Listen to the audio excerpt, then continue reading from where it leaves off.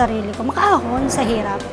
Para naman, hindi naman yun sa pera lang. May bigay ko yung mga gusto nila, yung pangangailangan nila para matulungan ko yung pamilya ko, yung magulang ko, yung mga kapatid ko.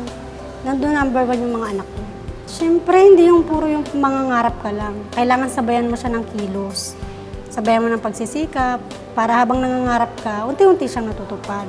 Pangarap ko po para sa pamilya ko yung buo po lagi, yung hindi po kami magkahiwa-hiwalay hanggat buhay pa po ako. Yun lang po yung pinakagusto ko. Pangarap ko sa sarili ko, maging successful, magkaroon ng sariling business. Sa pamilya ko, gusto kong mabigyan sila ng komportableng buhay. Pangarap ko sa sarili ko ay magkaroon po ng trabaho at makapunta ng ibang bansa. At para sa pamilya ko po, ma-provide ko po yung needs nila. Magsisipag po, magtsatsaga, tapos lahat po gagawin ko. Hindi ko po isipin na hindi ko kaya. Nagtitiwala ako ng pangarap ko ay makakamtan ko rin kahit di ako makapagtapos ng pag-aaral. Dahil kailangan ko na ng sipag at tiyaga at tiwala sa sarili at sa Panginoon. Pangarap ko sa pamilya ko ay makapagpatayo ng isang bahay para dumating man ang panahon na mawala man ako, at least nabigay ko yung gusto ko sa pamilya ko. Magtatrabaho ako ng maayos. Hindi man ako nakapagtapos ng pag-aaral pero magtatrabaho ako ng maayos. Someday maging successful.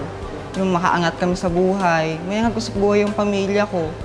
Kasi sa estado ng buhay namin ngayon, sobrang hirap na hirap kami, hikahos kami sa buhay. Pasalamat ko na nga lang na makakain ako ng 3 beses isang araw.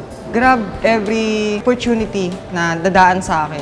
Kasi kung tetenga lang ako, wala akong gagawin sa buhay ko. Wala akong ma-achieve. Mas maraming opportunity na may bibigay sa'yo, lalo't na kung alam nila na nag-training ka ng L'Oreal. Para po magkaroon ng trabaho, base po dun sa goal na gusto ko sa buhay ko, yung maging hairstylist po sana. Baka ito na po yung way ko para maging successful sa career. Hindi na po ako magiging taong bahay. Matututo po ako, tapos may apply ko po yun para magkaroon ng trabaho.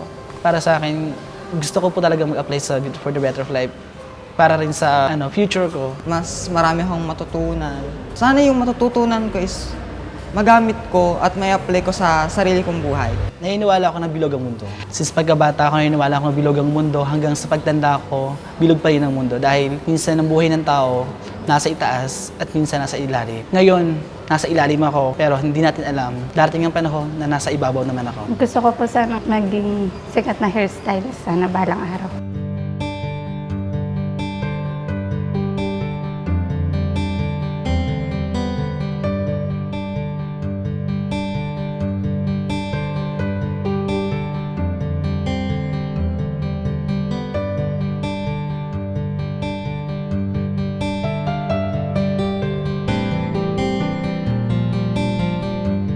Today, I have the privilege to work for a beauty company.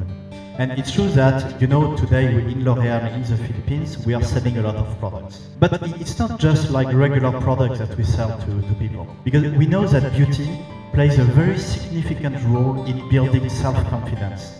And we know that your generation in the Philippines sometimes can be challenged in their self-confidence.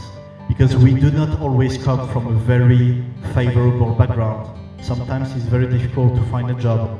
Sometimes we have very complex family situations. But I'm very proud to work for a beauty company because I have noticed, through my years working in L'Oréal, that of course, putting on makeup, having a nice haircut does not give you full self-confidence, but it's always a very good first step. And this is something sometimes as a man, it took me time to really understand this. But I realized that beauty can be a very good tool to start to build self-confidence.